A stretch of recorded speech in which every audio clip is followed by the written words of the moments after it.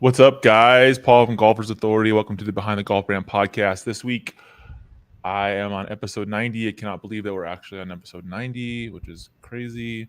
I have my good friends Igor and Eric from 24/7 Golf talking about sims and about what they do. It's actually really cool because they're new to America, and it's cool. It's really cool. I had a really good conversation with Eric last week, and I kind of want to expand on that because it's nice to see new players in the market, especially with what they know and how they can help you guys. So without further ado, welcome to the show. Thank you, Paul. Thank you. Good to be here. Thanks, Paul. Appreciate it. All right, so 24/7 Golf is not from the United States originally, correct? Correct. And I started in Melbourne, Australia. Okay, what year did you do that? Years ago. How many? About 6 years ago, actually. Really? Yeah. Let's just rewind everything. Let's just Okay. start this game. Eric, are you a golf pro? I am. I'm a Okay. PGA professional. Yes. Igor, are you a golf pro? Absolutely not. Me neither. Okay, let's just get that out of the way. Yeah. So this is kind of cool. So all right, so Igor started 24/7 Golf in Melbourne. What year is that? 2000 and About 2015, 2016, something like that. I forget. Time flies, you know. Was that your background before? No, I'm actually like IT geek. I've spent my career, IT consulting, projects, like big enterprise stuff. Just fell in love with golf about 12 years ago and kind of got me. And actually before 24/7 Golf, the funny story is, one of my best friends was a cool dude. He's like a ex-professional poker player, and he's an avid golfer. And he and I bought a company in Melbourne called GolfTrack, which is completely unrelated to the GolfTrack here in the US. We had that for a little while. That's how I got into golf sims. And then originally 24/7 Golf was started because I sort of saw the craze with those gyms that have no staff, that you have a swipe card and you go in and do that. So I opened that, but for golf. So you get a membership, you go in, practice as much as you want. And hence the name 24/7 Golf. That's how it started. And then it kind of pivoted into an e-commerce business. Fast forward, a few years, Australia, US, I'm here in Dallas. Oh, we're not going to be fast forwarding today. Oh, I'm sorry. Well, we're going to be time machining a little bit. Okay, so you grew up in Australia, obviously because of the accent. You could tell that. I would do my Australian accent, but it's really bad. I do only do it to English people to piss them off. But that is another story. So you grew up in Melbourne, and did you play golf growing up? I did not. No, I played a little bit in college, but no, I'm like a soccer guy. I was actually born in Eastern Europe. Were you really? Where? So a little place, not many people probably know. It's called Moldova. It's kind of next to Ukraine. My mom's from Ukraine, and I'm like in a tiny little country next to Ukraine. It's like right next door, right? It's like teeny tiny, right? Yeah. Tiny place. So I came to Australia when I was. So then you emigrated then to Australia when you were a kid, or what? Yeah, when I was about almost 11. What made you immigrate to Australia? Well, former USSR, not the most fun place to be. Oh, so this is like when the Soviet Union collapsed and all that. Yeah. 91, just as it all. Oh yeah. It's like totally when it collapsed, right? So you guys moved to Australia, but why'd you guys pick Australia? Was it why not America? Because Australia has kangaroos. Well, duh. You saw friggin' Crocodile Dundee, and your mom was like, "Oh, yo, we're going there." That's it. We just had a distant relative there, and it was. That's cool. Everyone thinks Australia's paradise, and it kind of is. It's a cool place. On the edges. Yeah, far away from everywhere. So I used to work for a really big corporation, and I represent a lot of people in Australia, right, as part of this corporation, and I talked to, where were they at? Were they in Melbourne? They were in Melbourne, and he's like, "Look, dude," he's like, "people think Australia looks like it's everything's cool on the coast, but in the middle it's just super hot and nobody goes there." And I was like, "Really?" He's like, "Yeah." He's like, "And it's a long flight too when you want to go from across the country." I was like, "Really?" Because you don't think like that when you're an American. Isn't it 80% of the population lives within 30 miles of the coast? Something like that. Yeah. Have you ever done a walkabout? Crocodile Dundee is fun. I just asked that question. I want to go to Australia so bad. I think it'd be cool as hell to live there. I don't know. I have a really good friend of mine who lives in Australia. you guys check out his channel too. It's his name is his channel's called Golf Rules and Questions. And like essentially Dave. if you've seen him on Instagram, he's really big on Instagram. I know Dave. I've worked with him in the past. I know. Yeah, he's so damn funny, dude. Yeah. Like if you listen to the podcast with him and I, you could tell we're friends because we talk crap the entire time. I want to do a show with him. I think it'd be funny, like to watch clips of like pros and then just talk crap and be like, oh yeah. Definitely shout out to him. He's a cool dude. We work together. He's so nice. Yeah. He's actually from New Zealand. He is. We do hold it against him. We hold it against him. Yeah. But he worked for like Golf Rule. He worked for like the PGA version of Australia, whatever they call it. The PGA of Australia. He worked. Yeah. He's in Melbourne. So he lived like 10 minutes from my house. Shut up, for reals. Yeah. I love that guy. He texted me the dumbest stuff, like all these bad jokes, and they're so like he'll do like these punny like. Does he do that to you too? Yeah, like he does. The memes, you know, with the memes. Does he do that to you? He does the memes to me all the time. Like he does it like on what app is that on? You thought you were special. Oh, I did think I was special. WhatsApp. What's on WhatsApp all the time? Yeah, right? same. Like he's doing the other day. Yeah. Maybe it's the group. That asshole. It's probably just a group like text message.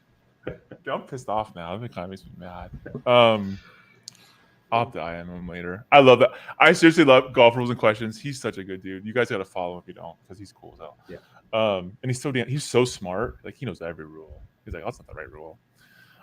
Anyway, so you know Dave. So have you met Dave before? Yeah, no. He worked with 24/7 Golf for a little bit, and we cross paths on the social media stuff and the golf sim stuff and all of that. Yeah, we definitely we're friends as well, so it's cool. Yeah, he's a good dude. Anyway, sorry to digress there. So okay, so you started when you got out of college, or you grew up in Australia, and when you got out of school, like did you go into IT? Was that like I did IT? I was, super geek.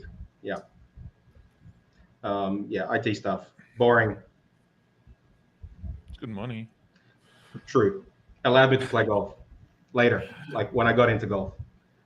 So, you started playing golf in college, and then, before I go to you, Eric's a pro. So did you grow up playing, Eric, like your whole life? Like, did you go like high school? Yeah, like mostly. I think I picked up my first club at around 8 or 9 years old. My grandpa was an avid golfer, and had a neighbor that was an avid golfer, and he gave me like my first starter set of clubs. And where I grew up, I lived right behind an elementary school or primary school, Igor, and they had a huge field, and I would just go hit golf balls back there for hours after school, and that's kind of how I got started. This is in Ohio? Yeah, I'm in Columbus, Ohio. Yep. Yeah, so I can picture this like a lot of grass, like everywhere. That's raining. Yeah, rain. Yeah, lots of rain. That's for sure.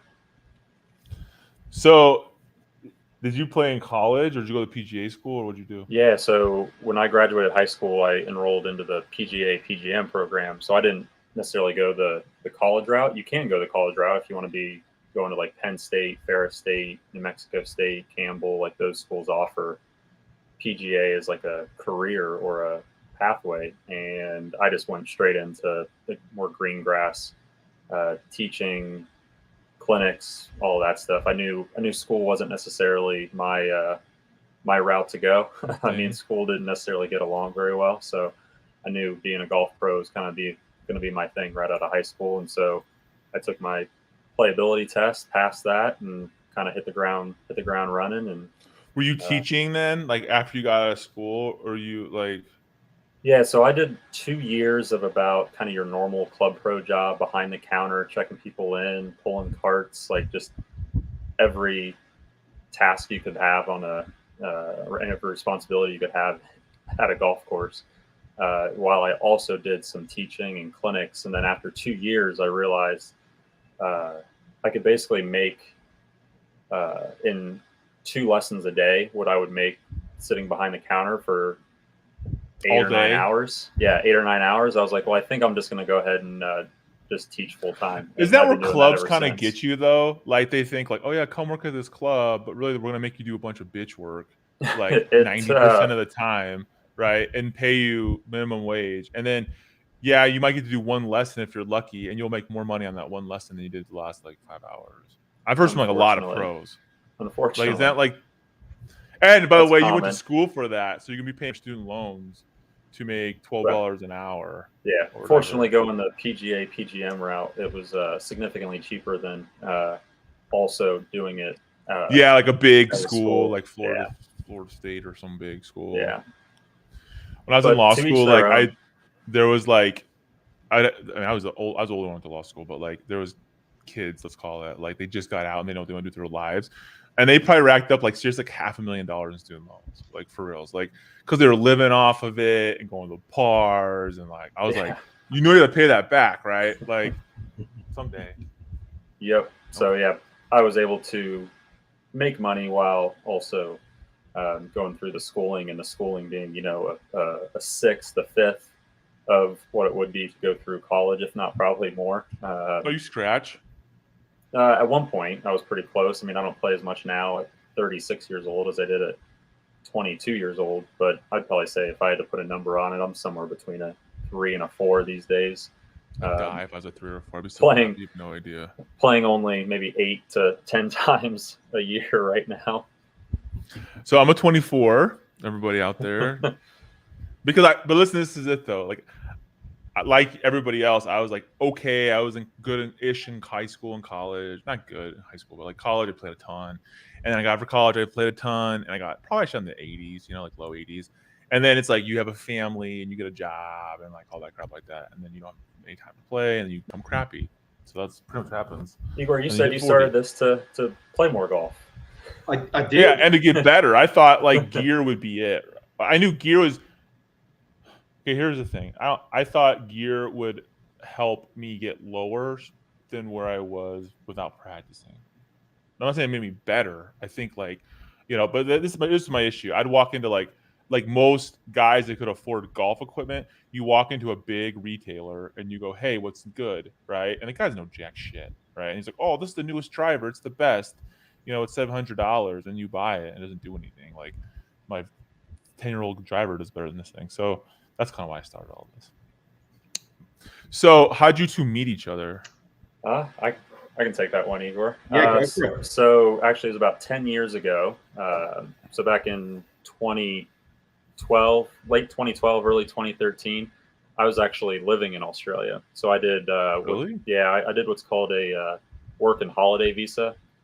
And so if you're between the ages of 18 and 30 from certain countries around the world, you can apply for this visa. You get approved, then you can go basically live and work to supplement your travel in that country for up to a year. And so I did that.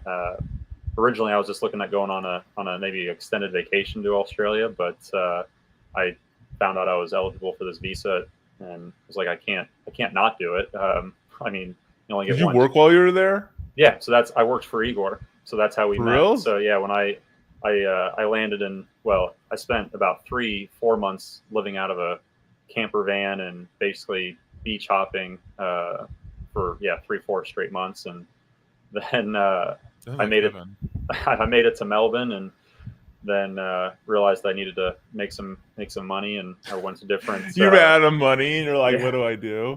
So went to different places around the city, and fortunately enough, they had their version of GolfTrack, and I lived fairly close, so I basically commuted via tram every day to Dude, the this job. GolfTrack sounds like so fascinating. So, so tell me how that worked. Like what was your idea with GolfTrack? You're talking about in Melbourne? Yeah. So the story was I was working in this building for Australia Post, consulting in IT stuff, you know, and the ground floor of this 10-story building where the office was empty, and it was about 6,000 square feet of empty space. Okay. And I used to sort of walk past and I think, you know what, that would be that could be an indoor golf center. And then my friend Damon Rashid and I, we used to take lessons at a little thing called GolfTrack up the road, about 20 minutes away or 50 minutes away. It was going out of business. So we're like, hey, why don't we buy it and move it into this 6,000 square foot space? Indoor, And it's air conditioned. yeah, exactly. And so we did. And we had 10 bays. We could play virtual golf, had lessons. We even built a bunker. An indoor bunker. Yeah. Probably the first ones. I don't know. I didn't hear anyone else doing it. And a big putting green. And we used to have like a little bar cafe. And we used to do quite a few, what are they called? Bachelor parties. We had to black out the front window for that, but it was all golf. It was all promise. I bet it was. Yeah, it was good fun. So it was good fun for a while, but the retail rent in Melbourne is quite expensive. When we went to renew the lease, they wanted like 600,000 a year for rent. Shut up, for reals? Yeah. So anyway, is that Australian dollars? It's Australian. No, it's like peso. Okay, that's only like $40 in the United States. Yeah, so that's Igor's yeah, I wish it was back then. Yeah. So that was GolfTrack. So let me ask this question: like with GolfTrack, like how many do you still have it, or do you sell it, or do you close it down? No, so when I opened 24/7 Golf, when I had this sort of idea of these unmanned centers, so I started the first one near my house, which we did well, and then I kind of sold out my share to Damon and the other partner Sam from GolfTrack, and I wanted, my vision was to open like 300 of these, unmanned, no staff. Because was it really unmanned? There's nobody there. Nobody there. No, you sign up online. You had cameras and stuff. I had cameras, yeah, and I actually had staff in the Philippines watching the cameras to help out when you need it. I opened my first one, did well. Opened a second one. Second one didn't do so well. Why? Location? It was a bad location. It was up 2 flights of stairs. People didn't want to go up the stairs, and it was just a couple of wrong decisions in terms of that. It was 4 bays. And then basically when I went to close it down, I had this 4 simulators, and I'm like, what am I going to do with them? So I think I listed them on Facebook Marketplace, and I sold them really quickly. And I thought, hey, that's an idea. What year was that? I think that was around 2017. So Eric, what'd you do for Igor? Did you work at the sim place? Yeah, so I worked at the Australian GolfTrack, and it's funny we say GolfTrack because obviously there's the US GolfTrack, there's the Australian GolfTrack. They didn't have anything to do with one another, but they knew of each other. And so, yeah, I worked behind the counter a little bit, did some lessons, did membership sales. That was kind of my kind of role, is kind of doing all 3 of those things. I was not a good barista in the slightest, so I didn't sell too many coffees, but outside of that, yeah, just doing those responsibilities. That'd be like a fun golf job. balls. Yeah, that'd be fun. I'd be there all day.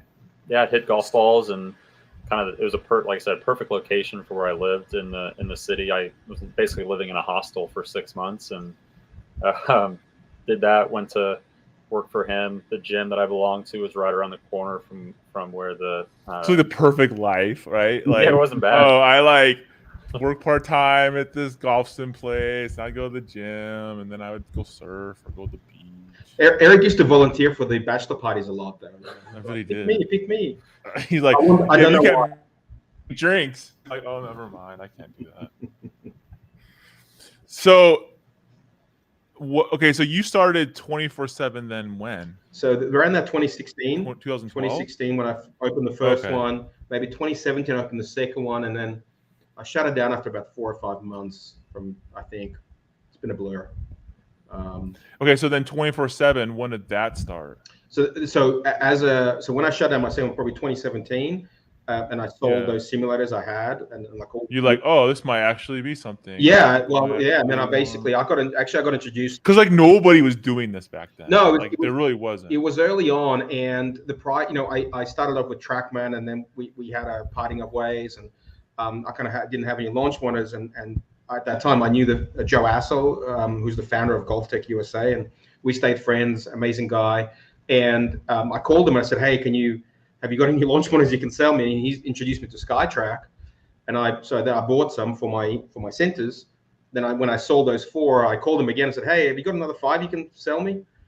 And they did, and I sold those, and kind of it just started going. So back then, so in Australia, because I mean, it's only really, I mean, I started this stuff in 18, right? What I do, and so like, but there was nobody doing this. There was nobody. Like, there was like the big company. You might be able to go to like, you know, whoever. There's no miniature launch monitors back then. There was nothing. Like, you had $15,000, you could get a launch monitor. Even right? even more. I mean, we used to. So people came to us because we were the biggest in Australia. People used to come to us, say, hey, "Can you build us one?"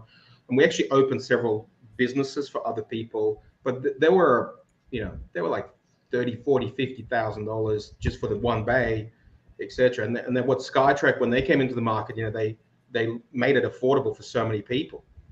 And then obviously since then, other companies have entered that space, and you know, everyone's been sort of brought that price down and have been quite successful with it. So, but in Australia, was there anybody doing it really, or no, not at all? Not really. There was maybe one other company doing. No, there was definitely one other company doing sort of the big fit outs. And I didn't want to do those sort of high end fit outs. I had a different idea in my mind of what I wanted to do. Like the everyday person that could afford it. Yeah, I wanted to make it. My whole vision with 24/7 was affordability. I mean, when I did the indoor, you know, those unmanned centers, I used to charge $12.95 a week for unlimited practice. It's like nothing. Yeah, it's just like less than a bucket of balls back then. So there's a bucket of balls now. True. True. There's my mic. So, like, what made you, like, what was the aha moment for you, would you say? Well, it was funny. So when I used to charge $12.95 for unlimited practice, the biggest challenge with that business was I had people that kind of refused to learn how to use the damn thing. You know, they called me up like, I can't switch it on. I was like, there's a button. The SkyTrack has one button. They couldn't switch it on? They literally couldn't switch. I'm like, there's one button on the entire device. Just press the button and it switches on. The lights come on, starts working.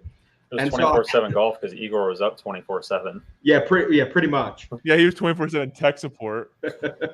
and it was just so frustrating.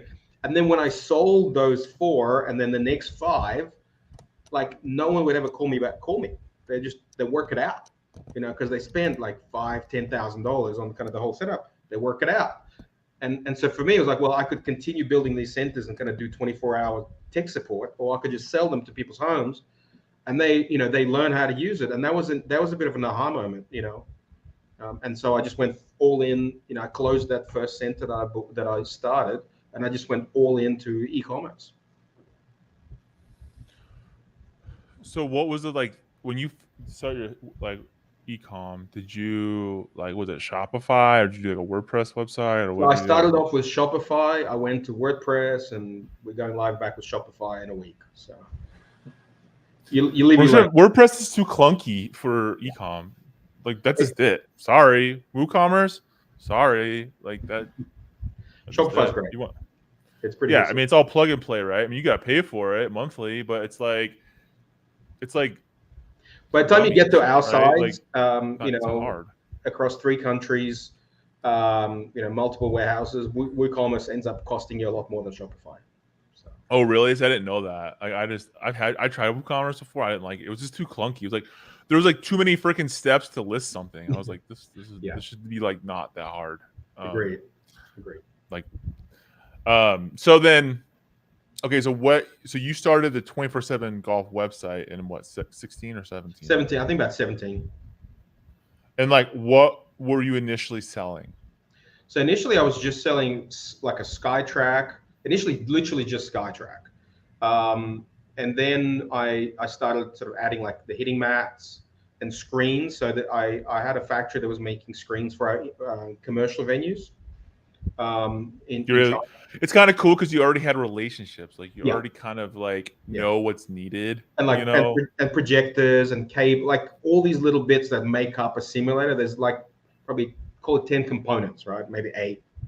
But I knew all of that, and I had sort of a factory that used to contract manufacture for me, so I could ask them to make screens. And eventually, you know, I looked at the market and went, well, there's enclosures, there's this, there's that, and so we ended up we now manufacture probably half of the stuff that goes into it. So I mean, so then, like, what does a SkyTrack cost back then? I have no idea. But still, I mean, it's always cost 2,000 US. In Australia, with the converter, it was mid threes, converting to Australian dollars. But it's always been $2,000. When did it blow up for you? So COVID.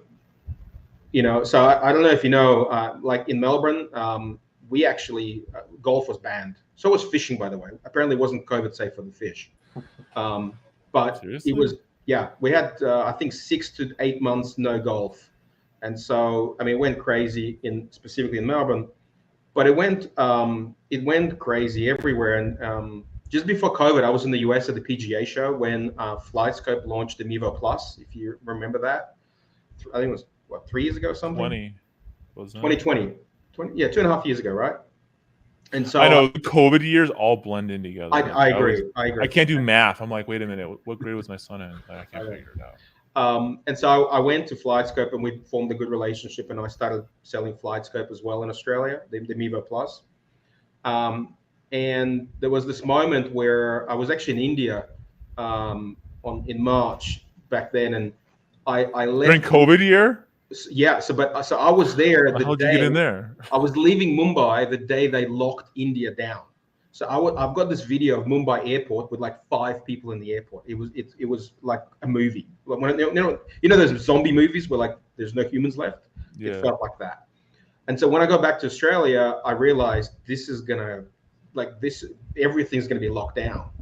And so I for the first time in our whole life. Right? Yeah, and so I begged, borrowed, and almost stole money just to kind of buy inventory as much as I could. And at one point during COVID, I ended up being the only one who had inventory anywhere in the world. So we were selling, across the whole world, and kind of got our name really in the market, and Facebook groups and forums and stuff like that. And because nobody could find anything, right? People like manufacturing wasn't really happening, so like whoever had it. Yeah, I had people like from Germany, emailing going, "I'll pay you double, I'll pay you triple." Like it was just because no one knew how long this was going to last, and every country had their own rules and stuff when it came to like. And now we didn't price gouge. We just said if you pay us what we charge in Australia, which was a little bit more than US because of the conversion and the shipping. And you guys pay for shipping, and we'll take. And so there were people listing, buying. They would get one on,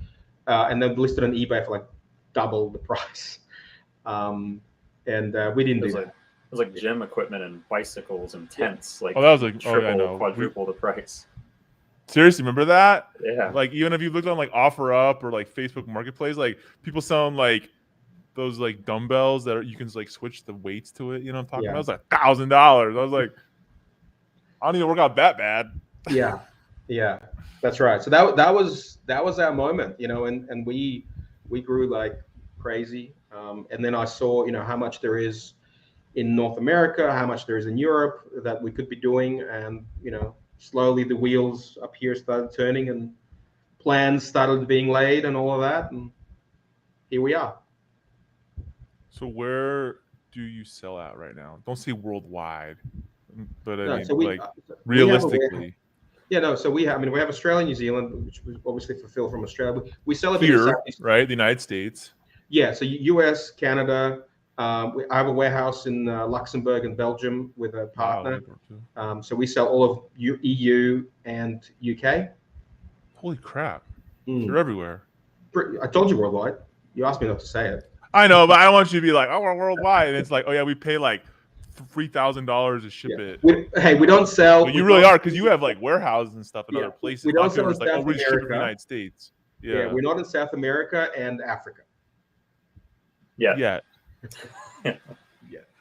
True. That's crazy. Yeah. So like, in 3 years, you've like your expansiveness has increased tremendously. Yeah.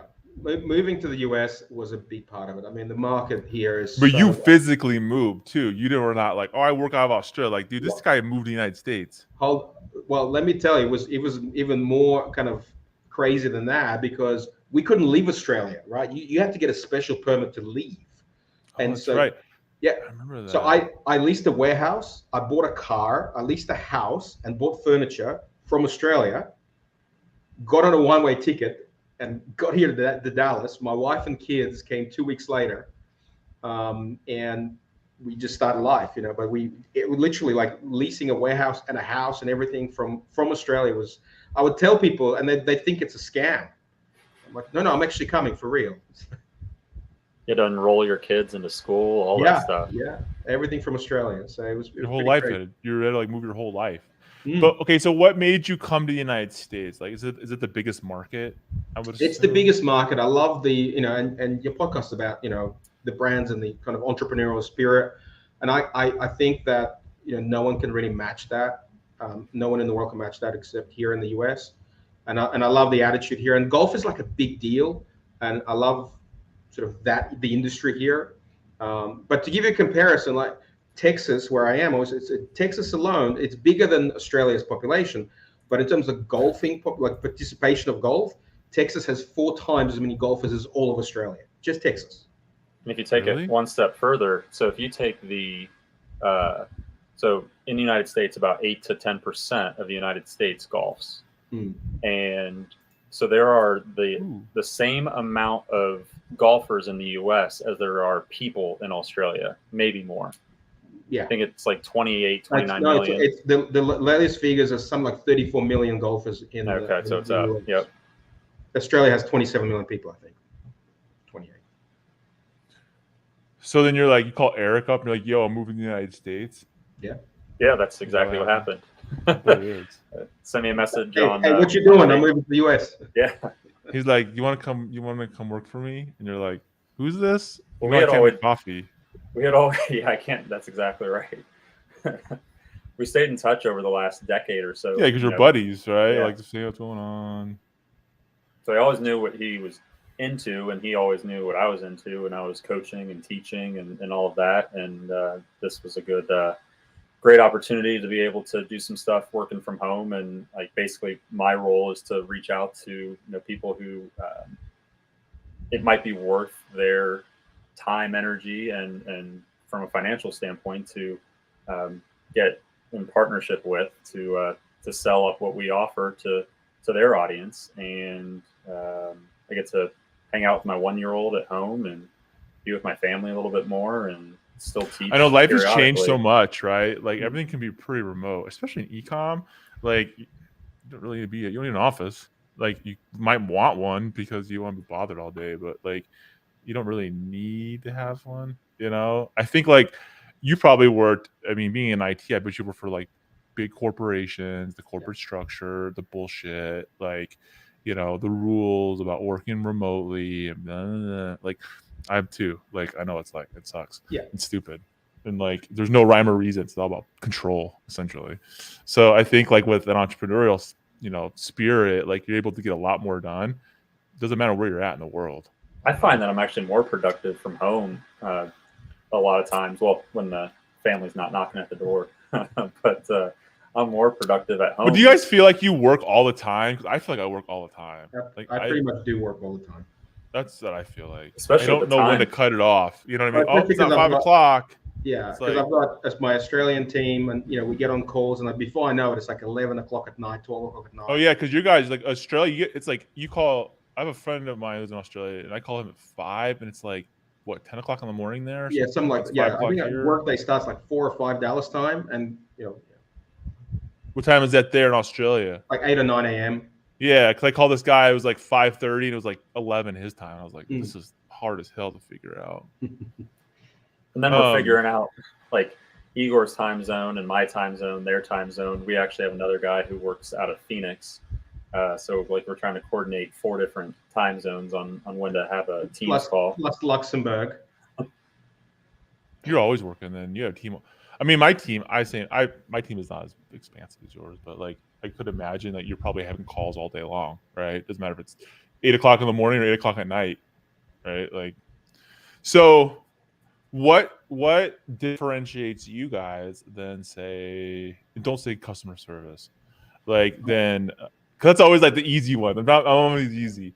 Like what, like, okay, here's like the ones in my mind. I can think of like 2 other brands that do something similar to you, right? It's probably a lot more, but like there's 2 of them like I can think freshly in my head right now. Yeah. So like, what is different between what you guys offer and what they offer? Because I know there's other companies out there that are offering like, Similar things, yeah. I already know what the answer is because Eric told me I thought it was coming.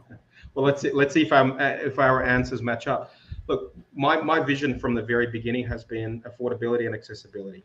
That's really it. We want to offer a solution at a price point and a quality, but still remain the quality, at the highest level, at a price point that just other people cannot match. And this is why, I have the factories that manufacture these things, so I can, I own the warehouses where we take our containers with our stuff and bring it in, and so we kind of own the whole value chain. We can just deliver it at a price that others can't, and that's our goal. Is we try not to compete with those bigger brands because they have more what I call high-end stuff, and we kind of, our niche, or niches I think they call it here, is really affordability, and we keep moving towards the more and more affordable solutions. What I think is so cool is that you guys have a supply chain. It's not like, oh, we got to go buy this from X company and Y, and we're going to just put a bunch of shit on a website. Here's all the pieces you need. You can buy it through us, right? We're just a reseller of all these components. Like, you guys are like the opposite. You're like, hey, we have all this is ours. Like, you get it in a box. Stuff. Yeah. Here's our stuff. Yeah. It's all ready to go. If you want to buy a launch monitor or whatever, like, prices can fluctuate depending on what you want to do. Yeah. But it's not like you're a quote unquote reseller trying to sell. We resell some things. We have to, projector. We don't make our own projector, but that's different. That's a technology. Agreed. Like the screen and the floor and the walls and this and that, like the main parts. Yeah, exactly. And so, and my vision continues to be, and we do innovation, and everyone else does innovation, but we also, we try to be the best. We're actually probably not the best at customer service. We try to be. It's a hard job to do. I know it is a hard job, but we're still a small team and growing. Well, Eric should do it all day long. Eric should do it. But I just talk golf. The affordability thing is probably the biggest thing that I want to get out there. Is I want as many people as possible to have a golf simulator. If they want it, they should be able to. There should be no reason for them not to have it. That's kind of the message. What's your biggest selling thing you have? Like, what's the most popular thing on the 24/7 site? Well, up to this point, probably we've been selling a lot of Mevo Plus packages. With the golf club, you can play 150,000 courses, and the enclosure and the projector and everything. And that's been the main thing, again, because most people look at that, they compare it to what they kind of think it should cost. So we have people go, well, I thought it's between 15 and 20 grand, whatever the number is. It's like around 7. And so that's been a big. And that's including the price of the Mevo Plus. Yeah, Mevo Plus, $2,000. Everything. Everything. That's a smoking deal. Even the cable, the HDMI, everything. And I think Igor kind of went through that pretty quickly because you can play up to 150,000 courses. So you'll never get bored. It's kind of like living in Australia. You could go to a different beach every day for your entire life and still have beaches left to go to. And this is kind of the same thing, but playing golf from your house. Okay, so I have a Mevo Plus and I have a Garmin R10, right? So my question is, though, to you, I don't really know. Like Mevo Plus, this is kind of update recently, right? Where it has more features or whatever, like with ball spinning and. But is that the base? I got to pay another X dollars for that, right? As a Mevo Plus person to use that, or is that 150,000 already pre-built into? No, that's kind of separate software. That's called the Golf Club 2019. I don't know if you've been. If you've seen in the news, they just released that in October. The update data thing, they want to charge you more money for more. Yeah, that's it. Yeah, but they bring out a new one, 2K23, with Tiger Woods and Michael Jordan and all these superstars in there. It's going to be super cool.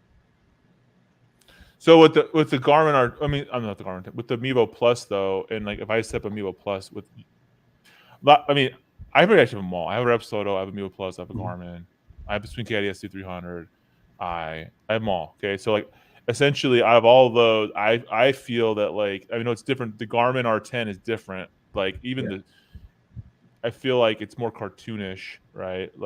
Than you should get GolfTrack then if you got all those. What's GolfTrack? I'm glad you asked. I'm glad.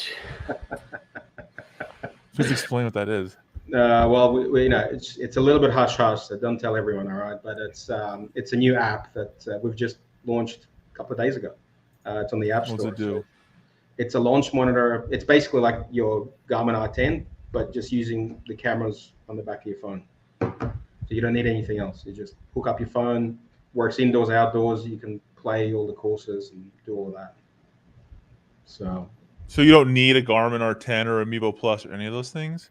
Well, the to get started, you don't need it. I mean, depends on kind of how accurate you want it. There's obviously, I kind of tell people, depends on what your price point is. So when you move to like a couple of $1,000, SkyTrack, Mevo Plus, they're great products. They're very accurate. Garmin's probably not there yet, although they've improved a lot since they launched. And then but the Garmin R10 is like the height is like bananas. Like you couldn't even get one for a year. Oh, like you could we ordered hundreds and hundreds and hundreds of them, and I mean their marketing's been great. It's they can't give up. It's been a very successful product for them. I know somebody that was like literally the only YouTuber that had a video on it because he got it, and I know how he got it, which is really cool. I think I know who you're talking about. And his channel exploded because he was the only person that had it, and like that shows you the power of like video content when no one else can get the product, right? Like, and the Garmin, like I got my Garmin, and I got mine in May. I got mine in May. It took that long. Like, I think Garmin did a really good job. I think because the price point's so low, right? It's like $600. So this is the thing that kind of that's the important thing, right? It's we've gone from like what 6 years ago you'd have to pay 20 grand, 30 grand for a simulator. Now it's like hundreds of bucks, like $600 plus, setup and etc. $3,000-$4,000, you have a full setup. But that's the biggest leap where I think it's cool what you guys are doing, because like essentially I have all these stupid things, right? That are cool, whatever. But like, where am I going to use it at? The driving range, right? Like, oh, I don't have a simulator.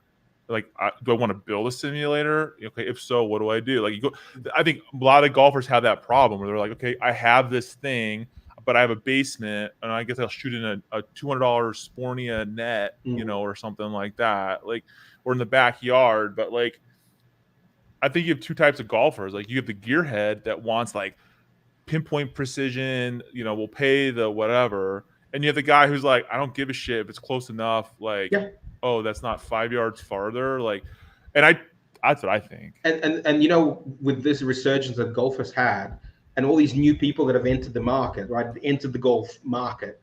They're not your single-digit handicappers. They're beginners and people who hack around. And they just want to have fun. And isn't that the best part about golf, is to actually have fun with it?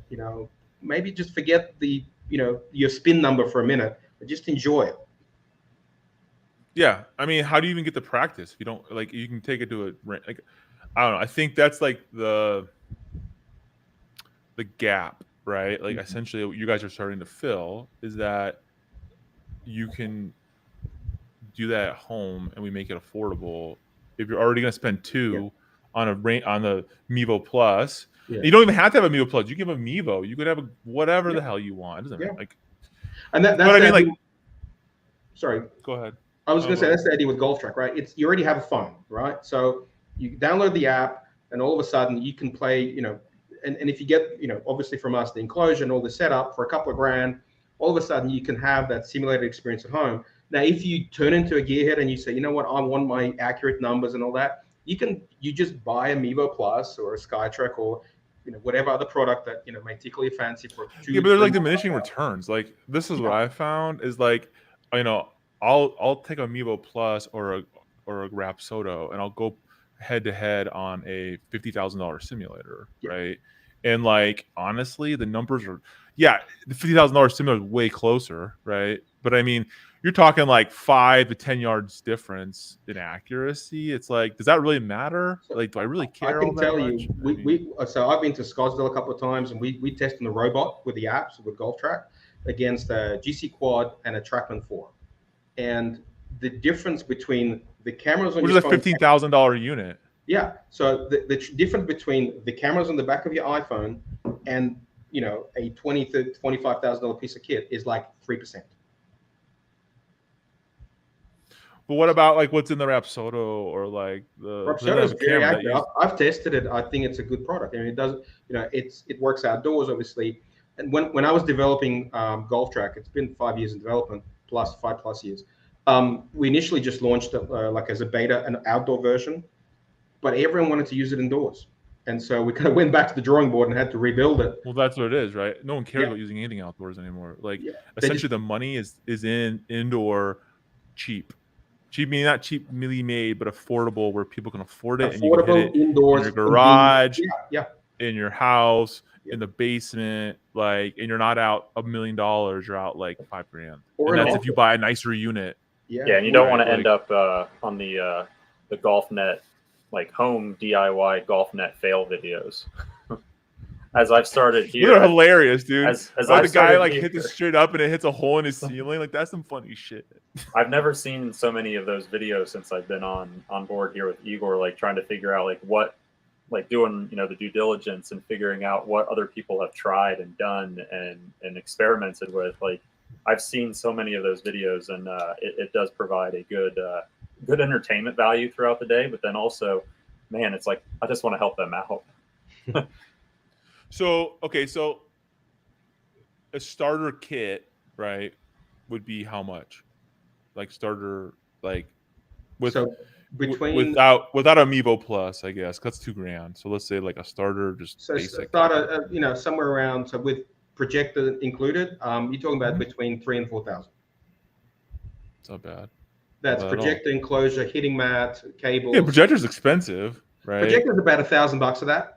So yeah, and golf flooring is expensive. Like people don't think it is. Like fake grass is expensive as hell. Like it is, but we actually we have a really good Home Depot solution to build up the floor and then lay grass over. It's very cost effective. Again, I just want to make it affordable. Like it's Well, it's the key, right? Because that's the demographic. That's who you want. It's like normal guys and gals that would like to have something like this, but they don't want to spend $10,000 on some or more. And a lot of guys, they have to get it past the Minister of Finance, and there's the conversations of like I got one too. 20,000 is a very different conversation. I mean, I got Minister of Finance. You let me do this for this half, but like that half you don't get to see. I'm like, it'd be cool to put a simulator over there, but I don't know if it's gonna be able to work out. I mean, it will fit. I just gotta. I'm like, I need a bigger space. Maybe next year, but I don't want to lease anything because I think it's expensive. So whatever, keep costs low. You don't need that much. A single car garage, like think of a space. Yeah, so like, Eric was telling me that last week, right? So like, okay, so what's the dimensions of a at home unit? You need 10 feet of space. You need 9 feet of height, and 12 feet to plus of depth. You can get away with 12 feet even. And that's it. So it's like literally think of a single car garage, and that is the space you need. And in fact, we have a lot of people that put it in their garage. So 10 by 12 by 9. By 9, yeah, that's the minimum, pretty much. Because so Eric and I were talking about this the other day, like with like Amiibo Plus, you put that behind you, right? Yeah, you so need more space. But yeah, you need like 15, 16 feet with Amiibo Plus. Yeah. But SkyTrack, for example, it sits next to you. You put on the ground right next to you, right? Yeah, so you don't need, as long as you can swing a club, you're okay.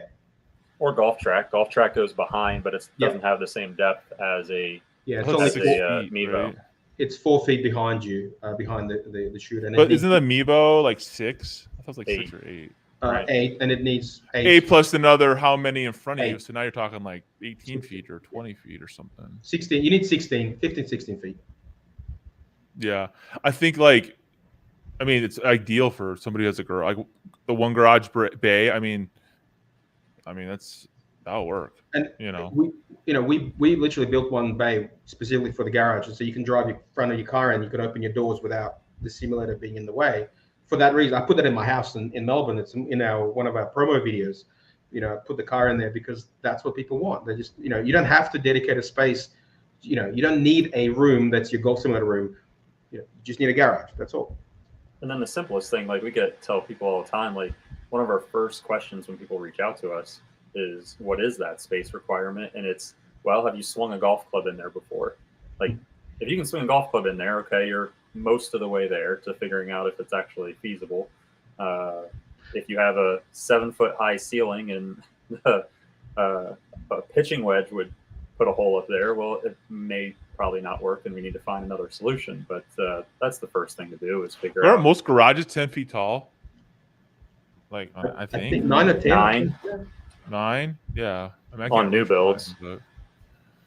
And the good thing too, like Yeah. I tell this story all the time. Like we had someone who called who had a 20-foot high garage, and they were worried because they had an electrician come out and say it was going to be $4,000 to do wiring from the ceiling, drop it down 10 feet so that you could actually get the projector to work on the screen. But it's like our projectors actually are housed inside of the enclosure. So you don't have to really? Yeah, so you don't have to put the projector on your own ceiling. So technically you have a kind of a portable unit, right? I mean, really, Yeah. if you're not portable, but like if you want to move it and not keep it one spot, you're not drilling more holes in the ceiling and doing a bunch of crap. Again, we got videos of me by myself doing it, putting one up in 15 minutes and taking one down in 7 minutes in like 6 seconds. Wow. For real. It took me a little longer, but still, it's. Where's yours at, Eric? Mine's on the way. I'm actually going to be teaching, a bit indoors this winter, being up here in Columbus. So with my students, and I'm going to get one set up. And In the basement or the garage? well, so I have 2 places. I have a facility that's a golf course and driving range that I'll be able to put one in, and then actually I got offered an office space to be able to teach out of. So, for PGA professionals and coaches, like we have other affiliates who are PGA professionals that they use their garage, and that's where they have lessons at in the winter, like in Chicago. And it's like another way for the PGA professional to generate it's really income. smart. I think it's really smart what you guys are doing. Or in Dallas during summer when it's in 100 days 100. That's like it is here. It's hot as hell. Like I will go use this my buddy's. I'll be in my buddy's office or whatever and use his sims, play around because it's too hot. Like why do you want to practice when it's 110 degrees outside with 100% humidity? No thanks. So I guess what are your guys' plans for the rest of this year then? Like what is the focus? Since you're not in America now, and the famous phrase from Game of Thrones, "Winter's coming." Yay! This is your golf season. Yeah. So we've just launched GolfTrack. We want to get out a little bit. Get people to try it out. Obviously with our enclosures and everything. But the coolest thing probably is we've got a end of the month or so, in a couple of weeks, we've got a new kind of connector coming out for it where you'll be able to play the Golf Club 2K21, with the full career mode, and then in October, man. You just buy it from. You'll be able to just buy it from Steam store for like $60. Oh, this is really freaking cool. And but wait, did you see the 2K23? That's coming out 14th of October. So we're gonna, as soon as it's out, we're gonna build a connector to that. Dude, and be able to. It's already people are already talking about that. I know. Like, it's crazy. Like on Instagram. We want people to be able to have this winter. Bro, I want to do that. That'd be freaking so. We'll hook you up, man. We'll hook you up. So like, how did you run that off of Steam though? You can't run off an Xbox, right? You'd have to like run through a PC. computer. Has to be PC. Has to be PC. So like, the new 2K23, you could play for reals. Yeah. With your golf set, with your simulator, but play the game as if you were playing it, not like using a controller. Correct. Holy shit, that's freaking crazy. That blows my mind. Yeah. Because there's like YouTubers out there that just play that game. Like I've seen it. Yeah. And they're the worst golfers in the world. But they're really good at 2K2. You know what I'm talking about, right? I do. And like, I'm like, this dude will get like 30,000 views on him playing 2K2 whatever, and I'm like, wow, how's he like? It just blows my mind. But that's cool. Like, that's cool. Wow, that's like next level because now it's bridging gaming and. Well, it's funny you say that because that is the exact message. And in fact, if I can just put a little future, thing in, we already have a prototype of a soccer app. So it tracks a soccer ball in the same way it tracks a golf ball. And we're connecting it to, EA Sports FIFA 22. So, you'll be able to kick a soccer ball into our enclosures, and you can play it on the EA Sports on the screen. So you become the controller, throw away your Xbox controller and you become whatever. And then you can do playing lessons with your coach through the on the video game. But it has to run through PC. I didn't think about that. You're right. Because like that's the key. But Yeah. I mean, it's easy to do if you have a strong enough, fast enough computer that can run. Because I mean, how much? If you're running a, let me ask. I don't know. Might be a dumb question. But when you run a simulator through a computer, Yep. right? Like, does it take a lot of processing power or not really? Listen, you can get a computer like the Predator series on Amazon. I've seen them on sale for like $700. It'll run it no problems. Does it have to be? Could be a laptop or does it have? Yeah, to be laptop. No, we only recommend laptops because it's versatile. You can move it. I have a Predator series myself. We sell them. We recommend them. And I've seen Amazon here in the US. Like in Australia, we're not that lucky. Kind of, it's a bit pricey. But here, I've seen sales where you get one of these gaming laptops for under $700, and that's all. You don't need anything more. Not to run the golf club. If you were playing one of those shoot 'em games and things are moving really fast, maybe you're hitting a ball. It's just showing some dumbass rendering of it traveling. That's right. That's right. I was wondering that. The most intensive thing in those games is like the water. Or me missing my shot and getting pissed off and throwing it. I think that's really cool. I think yeah, that's really cool. That just blows. My mind's blown right now. I didn't know that could all happen. So I think it's cool. You can play 100,000 golf courses. I think that's cool. Yeah. But it's like I played yesterday. I was messing around and I played like Bandon, whatever. Yeah. And I was like, I filmed it. I filmed all of it. It didn't turn out that well because my mic died, which pissed me off. I just bought, when I was testing it with TGC 2019, the non-simulator version. So we're testing at the moment. So it'll be out in a couple of weeks. But that version on Steam is like $12.49. With 180,000 golf courses. So again, I keep coming back to affordability, accessibility. That's what we want to do. Yeah, because then it's like, oh, okay, now if I get my kids into it, like it's fun now. It's not like, oh, you're practicing. It's like, oh no, you're playing. Yeah. The Masters or whatever. Yeah, and then golf again, and like my son, he's a little bit into golf, but like when I got him to test the soccer app, I couldn't get him off it. I loved it.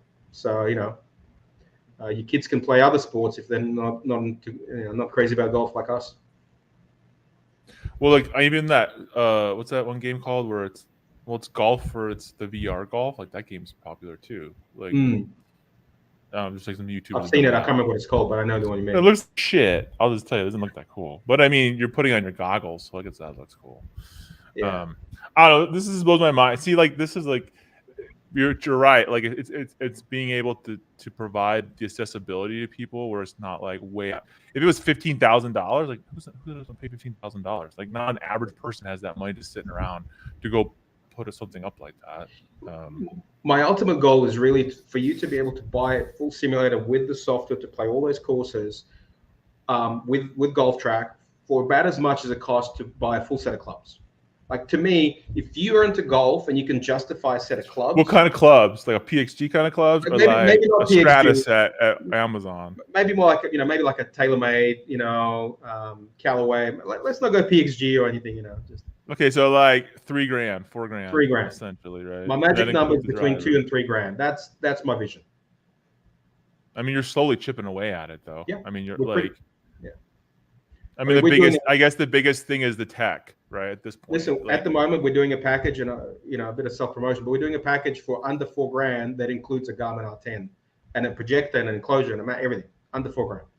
So we're getting real close. When you resell the tech, right, like a Garmin or but you're stuck on prices on that, right? You can't under agreements and stuff. You can't be like, oh, we'll sell for $100. Like it's not going to happen. No, there's agreements. So you're limited to how what you can discount for you as a package is what you can control, not what. Yes, the stuff we manufacture, we can control that. Obviously, we set the pricing, but. The especially the tech like projectors and launch monitors, they're pretty strict like map pricing, so minimum advertised price and stuff, and we stick to that. We don't mess around. You have to. I mean, you're gonna lose your deal with those guys. We have. I was just wondering. We have good relations. It's cool though, but you are controlling the price though, making it affordable with what you can control. Yeah.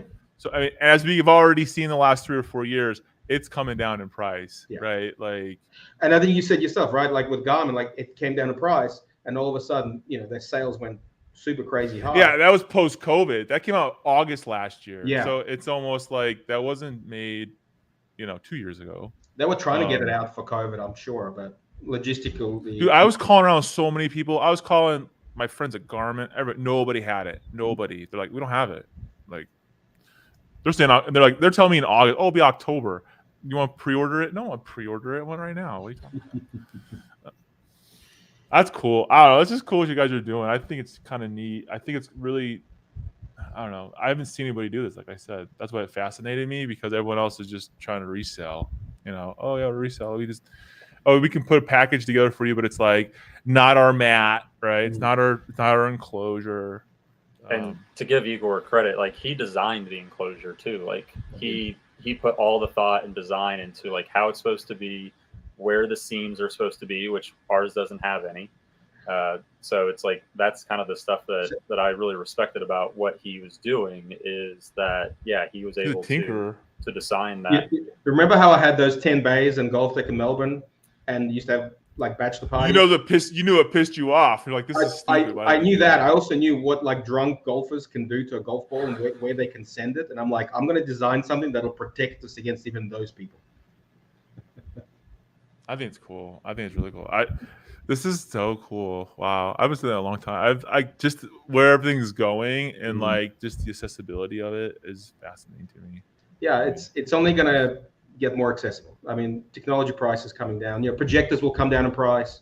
That's really the most expensive. Like that will become, once like GolfTrack's, with GolfTrack, even with Garmin, the projector is literally the most expensive part besides the enclosure. So that's the most expensive piece of tech. And people don't realize, to your point earlier, Paul, was like the projector piece. Like we get those questions all the time too, of like, I'm going to put my own projector in or whatever. Like and this is where Igor is like, when we have another guy on our team, Scott, who's way smarter than I am about this stuff. Like I just tell people I'm a dumb golf pro. Like I can only count to 6, because why would you want to count more than 6 during a round? So like the throw, the resolution, like all that stuff, it's like, I don't know. I just want one that is going to work when I put it up, not that I have to send one back. Everybody wants, right? Yeah. Yeah. Like, why is this not working? Like, nobody wants to deal with that. Well, I think it's cool. I appreciate you guys being on the show. You guys need to check out 24/7. What's your guys' URL so people can go to your website? 247.golf, GOLF, obviously, and GolfTrack.app. Those two are the only ones you need to know. TRAK. Awesome. Oh yes, thank you. No C. That's exciting. I'm on your guys' website right now. This is pretty freaking cool. If you go to the GolfTrack, if you go to the GolfTrack app website and scroll to the bottom, it shows us testing it, or Igor testing it against a SkyTrack. Oh really? I'll check that out. I'm just on your 24/7 website, and I was like, what is that? That must be the Garmin one that Igor was talking about. It's under our BYO, so bring your own launch monitor package. So the Garmin would be the bring your own. So we're just including it for free with that right now. Which is $600 right there. So that's a smoking deal. Yeah. I think after the bundle, it's a little over $1,200 is the discount right now you'd get on it for the total package. Wow. This is cool. I got a window shop. This is neat. All right, you guys have to check out 24/7. They got some cool stuff happening. You're probably gonna hear more about them, even more in the coming year. So thank you for being on the show. Thank you. And I really appreciate it. And I will see everybody in the next episode. Appreciate it, Paul. Thanks for the